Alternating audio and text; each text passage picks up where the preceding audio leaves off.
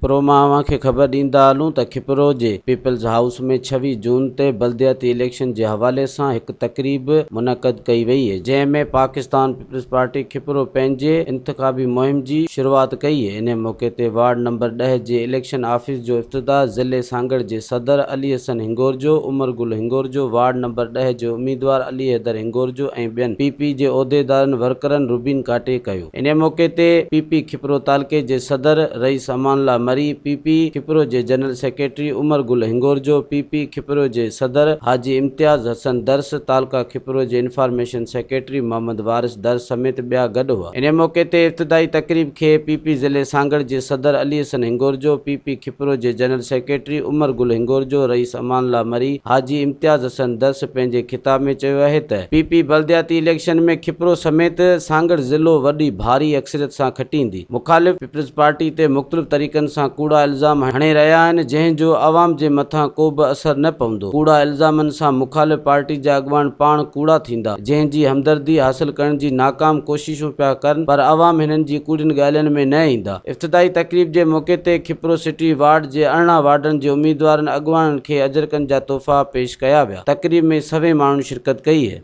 बल्दियाती election के सिलसिले में आज पहली मीटिंग पीपल्स हाउस पे रखी गई खिपरो सिटी की, जहाँ हमारे वार्ड नंबर 10 में अली हैदर हिंगोरजो साहब खड़े हैं पीपल्स पार्टी की टिकट पे। यहाँ तो हमने सब काउंसलरों को भी मदऊ किया था, सब आए हैं खिपरो सिटी के, हमारा डिस्ट्रिक्ट प्रेसिडेंट भी आया है। आज हमने स्टार्ट लिया है, आप देख रहे हैं लोगों में जो गहमा गहमी है, आप महसूस करेंगे तो पीपल्स पार्टी के साथ अवाम है। इंशाल्लाह ताला 26 तारीख को तीरों के वस्कारे होंगे और पीपल्स पार्टी की जीत ही जीत होगी। भाई हम तो कहते हैं कि ग्रास रूट तक ये आवाम की खिदमत के लिए बंदे आ जाएं, काउंसलर्स आ जाएं, तो ये काम डिवाइड हो जाएगा। एक एमएनए या एक एमपीए तो यहाँ हमारा भाई जीता नहीं है, लेकिन एमएनए क्या कर सकती है। लेकिन जो ग्रास रूट तक जाएंगे हम, तो ये छोटे मोटे काम है वो हमारे काउंसलर साहिबान कर लेंगे। म्यूनसिपल का चेयरमैन भी होगा तो वो भी कुछ काम डिवाइड हो जाएंगे। हम चाहते हैं कि हर काम लोगों के दहलीज तक पहुँचे। हमारी पार्टी में कोई बिछाड़ नहीं है, एक दूसरे के साथ बड़ी मोहब्बत है, बड़ी करीब हैं, एक दूसरे के साथ सारे हम मौजूद हैं। हमारा कोई एक आधा काउंसिल यहाँ आज की मीटिंग में मौजूद नहीं, वो अपने ज़ाती मसरूफियात की वजह से कराची में, वो भी आ जाएंगे। वो सारी चीज़ें शुरू में होती रहती हैं, फिर वो चीज़ें कवर हो जाती हैं वक्त के साथ साथ।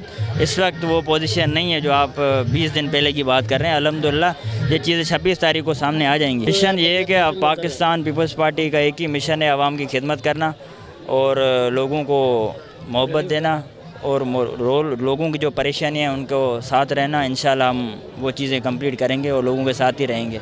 असल में पीपल्स पार्टी ने हमेशा काम किए हैं, नया तो है नहीं। ये काम सब पाइपलाइन में से जो चल रहा है, नया कोई काम नहीं है, सब पुराने काम है।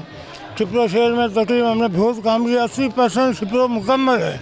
ड्रेनेज हो, रोड हो, पेवर ब्लॉक हो, सोलर लाइट हैं, सब काम हमने किए। और किसने किया? इससे पहले खिपरो खंडर था, अभी बना है खिपरो, हमने काम किया। नहीं ये पुराने काम में पाइपलाइन में थे। नहीं ये तो चल रहे हैं, पुराने चल रहे हैं, भी नया कोई काम नहीं, कोई इख्तलाफात नहीं है, कोई इख्तलाफात नहीं। मज़ीद ख़बरनि ऐं तफ़सीलात लाइ विज़िट कयो असांजी वेबसाइट www.awamiNewsHD.com ऐं ॾिसंदा रहो अवामी न्यूज़ HD।